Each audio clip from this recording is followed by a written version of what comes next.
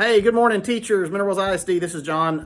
Want to do a quick video about spray. We have a spray solution that we're going to be providing all of our classroom teachers, and the purpose of that is for you to treat your classroom in between changes of students, any common touch surfaces that you have there. I'm going to show you how to do that, because if you do it wrong, you're going to have to wipe up the solution, and that's going to slow things down. If you do it right, you can spray from some height above the surface you're spraying and let that mist settle down and not worry about wiping it off. It will disinfect, and actually you want to let it sit there to do its job. I will tell you, I've tested the bleach solution that we use on the shirt that I'm wearing right now, and it didn't leave a bleach spot, so that's good, because I would have gotten in trouble if it did. So let me show you how to spray and how not to spray. So these are the spray bottles that we've provided you, and you'll notice they have been labeled 0.12% solution, sodium hypochlorite, which is a fancy way of saying bleach. And so that solution strength, we've researched it and found that it is sufficiently strong to do the job. I will say that bleach is a highly corrosive substance, especially on metals. And so, we're a little bit concerned about overuse, so we would ask you to use it where you need to use it and not overdo it. But certainly your common touch surfaces, it will kill a virus. And so if somebody happens to be sick and coughs in their hand and then touches a surface, if it's treated with this, that the germs that they left behind will not be there for the next person that comes along. So let me show you how to spray and how not to spray. So the temptation is going to be to, hold it down and spray it like you're cleaning windows. And if you get too close and spray too much of the substance, it's going to leave a lot of liquid on the surface. And we're really talking about during class changes, spraying this. And you have some time as students, leave the classroom and the next batch of students come in. So if you were to apply it this heavily, it's probably not going to dry before the next group of kids comes in, and you may have to wipe that down. That's obviously going to cost more money to buy the bleach to replenish the bleach solutions as frequently as this would require. And it's also going to cost money to buy the paper towels, and those, the brown paper towels that we have a lot on hand. They don't do a whole lot other than move this around. They're not real absorbent. So I would ask you not to apply it this heavily.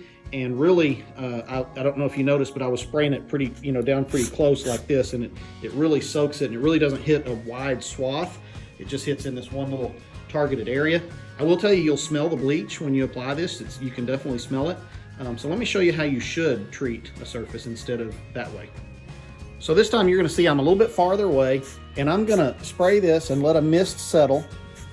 And I'm not going to do it too many times. I'm going to go ahead and hit this chair too and the handles. And I don't know if I was actually pointing the camera at what I was doing just then. I'm going to have to go back and watch this video. I may have to redo it. But I kept myself, a good probably 3 feet away from the surface I was spraying. And I just let one mist hit on each spot. I didn't repeatedly spray on the same spot there. So you can see here, there's still going to be a few droplets like that. But they don't hurt anything. And now if a student, sets paper on this table right now, it's gonna definitely soak up some of that on their paper. But I just sprayed it like 30 seconds ago, and you've got a little bit of time as kids come in, get their supplies out, get settled before you start class. Actually, you're probably not gonna start class till the tardy bell rings, and that's a 5-minute period.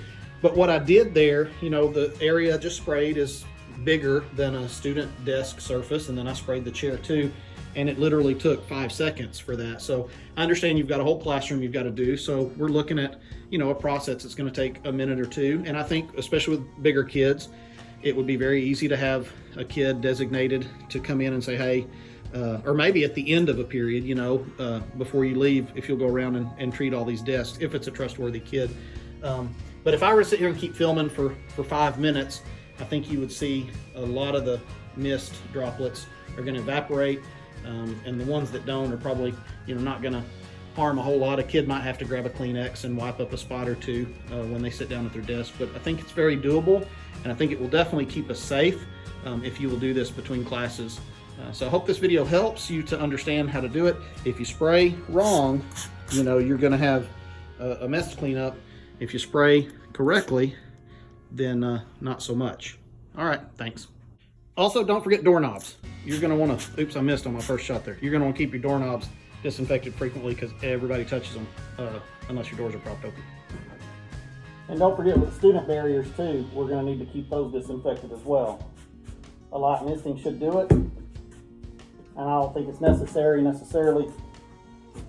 to wipe them down.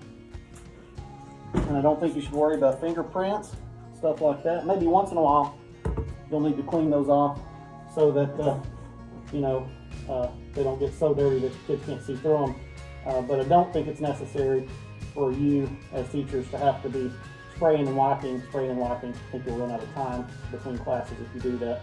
But definitely use that spray to keep things disinfected. And remember, you can never be too safe. All right. Have a great day.